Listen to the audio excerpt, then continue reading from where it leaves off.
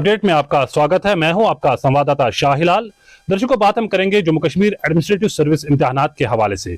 जी हां, आपको मालूम ही है कि गुज़श्ता रोज जम्मू कश्मीर एडमिनिस्ट्रेटिव सर्विस इम्तिहानात के नताइज सामने आए हैं, जिसमें जम्मू कश्मीर के हजारों तलबा ने कामयाबी हासिल करके सबकत हासिल की है।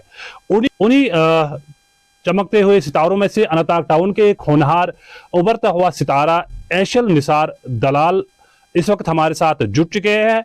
इनसे बात करने की कोशिश करेंगे कि जो ये जम्मू कश्मीर एडमिनिस्ट्रेटिव सर्विस यानी KAS इम्तिहानात में कामयाबी आपने हासिल की है, किस तरह के चैलेंजेस आपको आए हैं और कैसा लगा आपको इस इम्तिहान में क्वालिफाई करने के लिए, इन सभी मुद्दों के हवाले से ऐशल निसार से ही बात करेंगे। सबसे पहले हम नाज़रीन को यहाँ पे बताना जरूरी चाहते हैं कि KAS इम्तिहानात को क्वालिफाई करने के लिए काफ़ी सारी मेहनत करनी पड़ती है, काफ़ी सारे चैलेंजेस भी आते हैं, लेकिन हम ऐशल निसार से ही बात करेंगे क्योंकि इस चैनल में आपका खैर मकदम है और आपको बधाई है। ये बताए जो ही गुज़श्ता दिनों KAS इम्तिहानात के नताइज सामने आए हैं, तो उसमें जाहिर सी बात है आपने जो अपना नाम उसमें पाया है, तो कितनी खुशी महसूस हुई, सबसे पहले ये बताए। जी, खुशी तो बेशक काफ़ी सारी हो रही है, मतलब बहुत खुशी हो रही है। मतलब I am really happy and thank you, आप इस खुशी में कंग्रेचुलेट कर रहे हैं, तो काफ़ी एक अच्छी सेटिस्फैक्शन है, एक अच्छा फील हो रहा है। ये बताए जो ही नताइज सामने आए हैं, क्या आपने खुद इस लिस्ट उस नताइज की लिस्ट में अपना नाम पाया है या किसी दोस्त ने आपको मदद किया है कि ऐशल आपने कामयाबी हासिल की है? एक्चुअली कुछ दोस्तों ने पहले ही बोला, कुछ 8 साढ़े 8 बजे से ही टेक्स्ट वेक्स्ट ग्रुप्स में रिवॉल्व होने शुरू हो गए थे, ये व्हाट्सएप ग्रुप्स, टेलीग्राम ग्रुप्स में, कि जो रिज़ल्ट है एक्सपेक्टेड है 19th को ही। तो मुझे तो नहीं लगा था कि रिज़ल्ट आएगा, बट उसके बाद में मैं कंटिन्यूसली साइट देखता जा रहा था, जो कि कंटिन्यूसली क्रैश भी हो रही थी। बट सडनली कुछ 12 सवा 12 बजे ग्रुप्स में एक रिज़ल्ट आ गया और मैंने खुद ही पहले देखा, और रिज़ल्ट देखने के बाद फिर मैंने अपने दोस्तों से पहले कंफर्म करा है कि मैं सच में लिस्ट में हूँ, तो उसके बाद ही मैं घर वालों को बताया, तो खुद ही देखा मैंने। ऐशल, ये बताए KAS इम्तिहानात को क्वालिफाई करने के लिए काफ़ी सारी मेहनत करनी पड़ती है, तो किन किन चैलेंजेस का सामना करना पड़ा आपको ये एग्ज़ाम क्वालिफाई करने में? देखिए, ये जो एग्ज़ाम है ये अपने आप में एक काफ़ी लेंथी प्रोसेस है, ये काफ़ी लंबा एग्ज़ाम है, इसके डिफरेंट स्टेजेस है। आप प्रीलिम्स लीजिए, आप मेंस लीजिए, उसके बाद इंटरव्यू लीजिए। ये अपने आप में डिफरेंट चैलेंजेस है, इन तीनों के लिए आपको एक डिफरेंट स्ट्रैटेजी चाहिए। तो सबसे पहले तो मुझे लगता है कि सोर्सेज का पता होना चाहिए। मैंने किसी जगह से कोई गाइडेंस नहीं ली थी, मैंने कोई कोचिंग नहीं ली थी, मैं अपना स्टडीज़ के साथ, मेरा मास्टर्स चल रहा था दिल्ली यूनिवर्सिटी से, तो उसके साथ साथ में मैंने इस चीज़ की तैयारी शुरू कर दी। तो मुझे लगा सोर्सेज़ का चैलेंज मुझे आया, मुझे पहले सब सोर्सेज़ को देखना पड़ा, सब तो नहीं, कुछ सोर्सेज़ देखने पड़े, फिर उनमें से मुझे चूज़ करना पड़ा।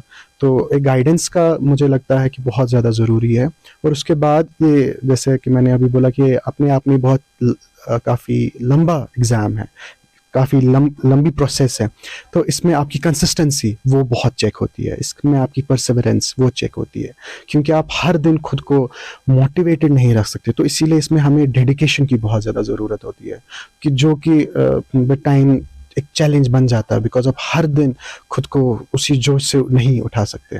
बट शुक्र अल्लाह का, थोड़ी सी कोशिश की उसको बरकरार रखने की, और नताइज भी फेवरेबल हुए। तो इस चीज़ का मैं क्या हूँ, शुक्रगुजार हूँ अल्लाह ताला का। स्टडी की बात करेंगे, आपकी स्टडी? जी, मेरी जो स्कूलिंग है 10th तक दिल्ली पब्लिक स्कूल श्रीनगर से हुई, और मेरा 12 दिल्ली पब्लिक स्कूल अनंतनाग से हुआ। उसके बाद मैंने दिल्ली यूनिवर्सिटी का college of vocational studies join किया, BA ऑनर्स हिस्ट्री परस्यू करने के लिए, और उसके बाद मैंने दिल्ली यूनिवर्सिटी का department of social science join किया, मास्टर्स इन हिस्ट्री करने के लिए। ऐशल, अगर वालिदैन की बात करेंगे, सपोर्ट मिला है पेरेंट्स की जानिब से, क्या ये KAS इम्तिहान में आपका पहला ही अटेम्प्ट था या दूसरा अटेम्प्ट? जी, ये मेरा पहला अटेम्प्ट था, और पेरेंट्स की सपोर्ट की बात करें तो मेरे पेरेंट्स, मतलब they were always there for me, कि वो हमेशा कहते थे, although they have never said it to me कि you go for this examination, कि आप एग्ज़ाम दो या आप ऐसे ये चीज़ करो, वो हमेशा कहते थे जो आपको खुद को ठीक लगे, जिसमें आपकी रुचि हो, जिसमें आपकी मर्ज़ी हो, आप वो करें।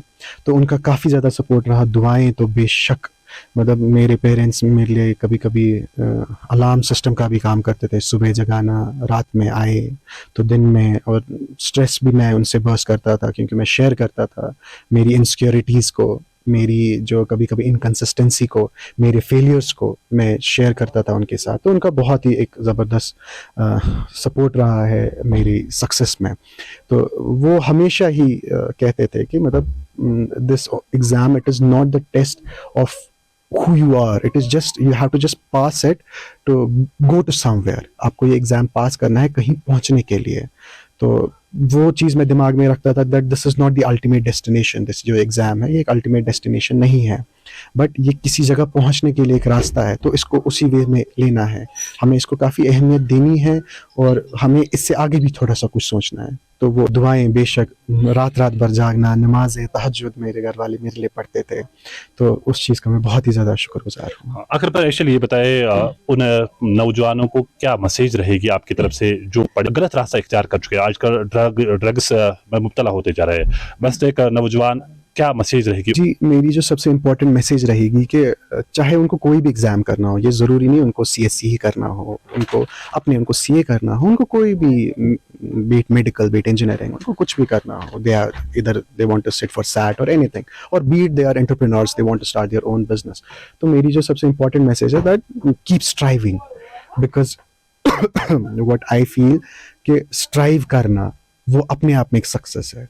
मतलब अक्सर हम सुनते हैं कि जो लोग सक्सेस अटेन कर लेते हैं तो उसके बाद में वो बोलते हैं कि सक्सेस अटेन करने से ज़्यादा उनने सीखा उस प्रोसेस में होता है। तो अपने आप को उस प्रोसेस में डालें, उस प्रोसेस में रहें, अपना 100% दे और इंशाल्लाह रिजल्ट आएंगे। जो ये डिफरेंट एस्केप बन गए हैं, जैसे ड्रग्स बना है, डिफरेंट चीज़ें जो हमारी सोसाइटी में, जो हमारे माशरे में ख़राब चीज़ें आ गई हैं, वो एस्केपिस्ट रूट है। तो मेरा उनसे यही कहना है कि आप एक एस्केपिस्ट रूट इख्तियार ना करें, आप रियलिटी को फेस करें, आप खुद को जानें, क्योंकि सबसे इम्पॉर्टेंट चीज़ जो है हम तभी कहीं पहुंच सकते हैं अगर हम जान सकते हैं कि हम कहाँ लाई करते हैं। अगर हमें ये चीज़ पता चली कि हमारी लेवल क्या है, हमारा अभी स्टेट क्या है, हमारे अभी स्टेज ऑफ डेवलपमेंट क्या है, खुद से रिलेटेड इंडिविजुअली मैं कहूँगा खुद को असेस करें कि हम कहाँ हैं और हमें कहाँ पहुँचना है। तो अगर हम खुद में झांके तो बहुत कुछ हमें देखने को मिल सकता है। मैं उनसे यही बोलूँगा।